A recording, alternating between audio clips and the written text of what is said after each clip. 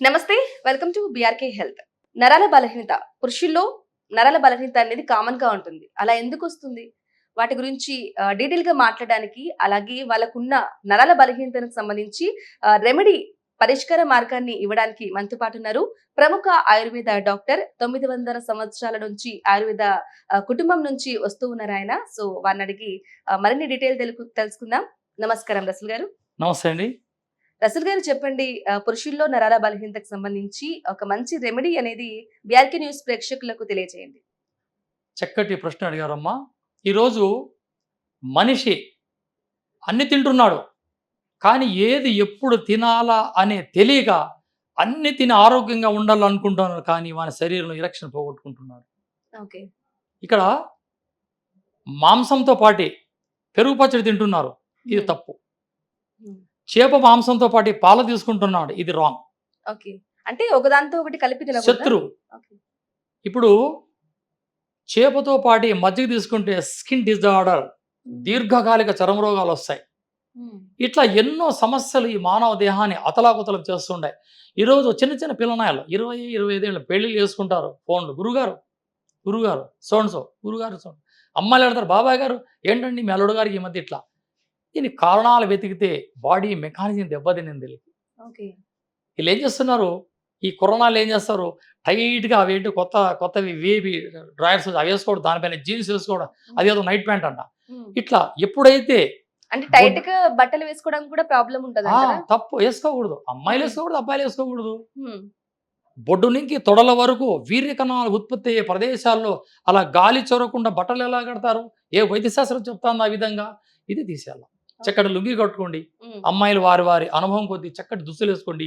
శరీరం కప్పుకొని ఉండాలా, హ్మ్. శరీరానికి ఇబ్బంది కలగకూడదు. ఓకే. శరీరం కప్పుకొని ఉండాలా, హ్మ్. ఇబ్బంది కాకూడదు. శాస్త్రబద్ధమైన శాస్త్రానికి సంబంధించిన దుస్తులు ధరించాలా, హ్మ్. కానీ వ్యతిరేకంగా ఉండకూడదు. ఓకే. ఇటువంటి దుస్తులు ధరించాలా ఫస్ట్ ఆఫ్ ఆల్. హ్మ్. రెండవది, రాత్రులు పెరుగు తినకండి. హ్మ్. పప్పు, అన్నం, రసము తీసుకోండి. ఎక్కువగా బూడిద గుమ్మడికాయని ఆహారంగా తీసుకోండి. ఓకే. ఇది మీ శరీరానికి ఎంతో అద్భుతంగా ఉంటుంది. రెండవది, మెంతి కూరని, హ్మ్. మెంతి ఆకుని పప్పుగా ఎక్కువగా అలవాటు చేసుకుంటే ఎప్పుడైతే మీకు రక్త శుద్ధి జరుగుతుందో, మీ రక్తం ఫిల్టర్ అయ్యి అందులో బెస్ట్ కొలెస్ట్రాల్ మీ శరీరంలోకి వస్తుంది. ఈ గుడ్ కొలెస్ట్రాలే మీ వీర్య కణాలు ఉత్పత్తి చేయడానికి దోహదపడుతుందమ్మా. ఓకే. అలాగే కేవలం ఫుడ్‌కి సంబంధించింది అంటారా? లేదంటే మన రెగ్యులర్‌గా మనం వాడే వస్తువులకు సంబంధించి అంటే లైక్ ఫోన్ గాని, లేదంటే లేట్ స్లీప్‌లు గాని, నైట్ డ్యూటీల వల్ల కూడా కా ఇటువంటి ప్రాబ్లమ్ ఏమి కాదు, ఉండదంటారా? కాదు, కాదు. ఓకే. ఈ నైట్ డ్యూటీ చేయడం వల్ల కంటికి ప్రమాదం, హ్మ్. మెదడుకి ప్రమాదం. హ్మ్. ఎప్పుడైతే నిద్ర మేలుకుంటాడో, హ్మ్. విశ్రాంతి తీసుకునే సమయంలో హ్మ్. బ్రెయిన్ పనిచేస్తా ఉందంటే అది అలసట తీసుకుంటుంది. ముఖంలో వక్షస్సు కోల్పోతుంది. అవును. ఎంత యుద్ధం చేసి డబ్ల్యూఎఫ్‌లో బాగా ఫైట్ చేసేవాడిని కూడా ఒక రాత్రి నిద్ర మేలుకుంటే హ్మ్. వాడు అమ్మాయి చేత పరాజయం పొందుతారు. ఇక్కడ ఓకే. భగవంతుడిచ్చిన గొప్ప వరం స్లీపింగ్, నిద్ర. అవును. ఈ నిద్ర ఉండాలి బాగా. ఎప్పుడైతే నిద్ర ఉంటుందో అన్నీ ఉంటాయి వాళ్ళకి.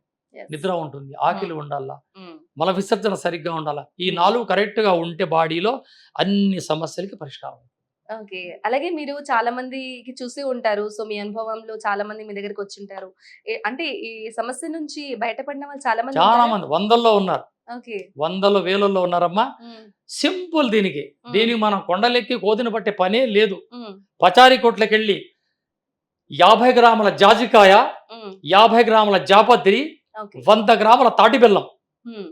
50 గ్రాముల జాజికాయ, 50 గ్రాముల జాపత్రి. జాపత్రి మిక్సీలో కొట్టండి. ఓకే. మెత్తగా పౌడర్ చేయండి. హ్మ్. 100 గ్రాముల తాటి బెల్లాన్ని అందులో ఏసి అది కూడా మిక్సీలో కొట్టండి. హ్మ్. 3 కలిపిన ఒక మిశ్రమం తయారైతుంది. హ్మ్. వీటిని హ్మ్.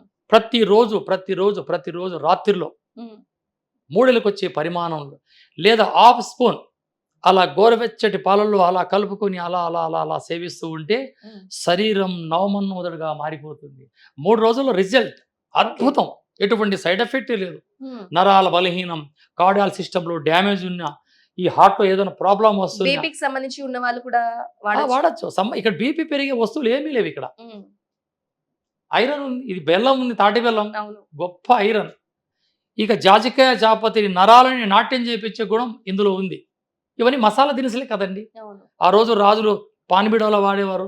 ఇప్పుడు కూడా పానిబిడవలో తింటున్నారు పాతబస్తీలో. అది బిర్యానీ ఐటెమ్. మంచి సుగంధ ద్రవ్యాలు, ఉమ్, అది వాడితే ఎంతో ఆరోగ్యం. అవును. ఇలా 40 రోజులు అలవాటు చేసుకుంటే 3 సంవత్సరాల ఆ మనిషికి ఆ బాడీలో పవర్. ఉమ్, ఇది నా అనుభవం. నేను ఎంతో మందికి ఇచ్చాను. Very okay. సింపుల్, చేసుకోవచ్చు.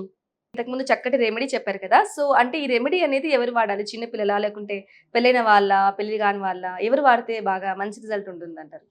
ఇది పెళ్లి కాని వారు మోతాదు. హ్మ్. 2 ఏళ్ళకొచ్చే పరిమాణంలో. ఓకే. ఈ కాలేజీల్లో అర్ధరాత్రుల్లో మేలుకొని పిల్లగాళ్ళు చదువుతుంటారు. వీళ్ళు అవును. 2 ఏళ్ళకొచ్చే పరిమాణం ఇంతే. హ్మ్. అన్న నోట్లో వేసుకొని వాళ్ళు పాలు తాగొచ్చు. ఓకే. లేదా నీళ్లు తాగొచ్చు. తినక ముందంటారా? తిన్నాక? తిన్న తర్వాత.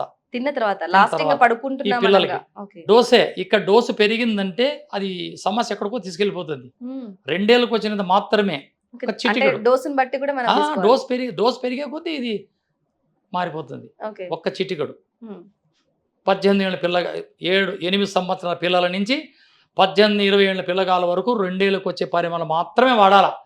ఇక మ్యారేజ్ అయిన వాళ్ళు 3 ఏళ్ళకొచ్చే పరిమాణంలో, హ్మ్. 40-50 దాటిన వాళ్ళు 1 టీ స్పూన్ హ్మ్. వాడొచ్చు. ఇక లేడీస్ గూడా దీన్ని 3 ఏళ్ళకొచ్చే పరిమాణంలో గానీ, 3 ఏళ్ళకి తక్కువ గానీ, భోజనానికి ముందుగా తీసుకోవాలి. భోజనం తర్వాత తీసుకోకూడదు. ఓకే. లేడీస్‌కొచ్చేసరికి భోజనానికి ముందు. భోజనం ముందుగా తీసుకుంటే హ్మ్. వాళ్ళకి ఈ డెలివరీలయ్యి, హ్మ్. కొందరికి బ్లీడింగ్ ఎక్కువయ్యి, అవును. నరాల బలహీనం వచ్చి, కాల్షియం డౌన్ అయిపోయి నీరసంగా ఉంటారు అవును. అమ్మాయిలు. వాళ్ళకి ఈ సమస్య పరిష్కారం అవుతుంది. ఓకే. వాడుకోవచ్చు. వాడుకోవచ్చు. హ్మ్. అలాగే అంటే ఇంగ మొత్తం ఎవరైనా సరే వాడొచ్చు కానీ ఎంతెంత పరిమాణం మోతాదు. అనేది మోతాదు మోతాదు. ఇంపార్టెంట్. మోతాదు చాలా పైన. ఇంపార్టెంట్. ఓకే. మోతాదు పైన ఓకే. వాడుకోవచ్చు. అంటే మాంసం తిన్నా కూడా అలా కూడా వాడొచ్చు కదా? కేవలం అంటే వాడొచ్చు. పలాని ఫుడ్ తీసుకున్న లేదు తర్వాతనే దానికి కానీ మద్యం తాగేవాళ్ళు దీన్ని తీసుకోకూడదు. ఓకే. ఆల్కహాల్ తీసుకునే వాళ్ళు తీసుకోవద్దు. ఆ మద్యం తాగేవారు గానీ, హ్మ్. ఈ గుట్కాలు ఇవి అవేటవి అది రాజాలు ఎటువంటి హ్మ్. చైనా కాయిన్లు అవును. ఇవి వాడేవారు మాత్రం దీన్ని తీసుకోకూడదు. హ్మ్. ఇది అలవాటు లేని వారు డోసు ప్రకారంగా వాడుకోవచ్చు. ఓకే. డోసు పెరిగిందంటే సమస్య దారి తీస్తుంది. ఇంకొక దానికి దారి తీస్తుంది. డోసు తక్కువ తీసుకోండి ఇలా ఎన్ని ఎనర్జీగా ఉంటుంది. అంటే ఎన్ని రోజులు వాడాలి? ఒక నెల వాడాలా? లేకుంటే 40 రోజులు వాడాలి. ఖచ్చితంగా 40 రోజులు. 40 రోజులు. ఒక మండలం ఆయుర్వేదం చెప్తుంది. ఒక మండలం 40 రోజులు సేవించండి. హ్మ్. మీ శరీరం వజ్రదేహంగా ఉంటుంది. ఓకే. రాత్రుల్లో పెరుగు తినకూడదు. ఇది అలవాటు చేసుకుంటే. నైట్ టైమ్‌లో పెరుగు తినకూడదు. పెరుగు ఓకే. తిన్నారంటే అది ఇంకొక రకంగా మారిపోతుంది. ఓకే. కడుపు ఊదడం, గ్యాస్ ట్రబుల్‌కి రావడం, హ్మ్. నిద్ర పట్టకపోవడం, హ్మ్. పుళ్ళు తేపులు రావడం, మోషన్స్ కావడం ఇట్లుంటాయి. ఓకే. పెరుగు తీసుకోకుండా ఎందుకంటే ఇది పాలల్లో తీసుకుండేది.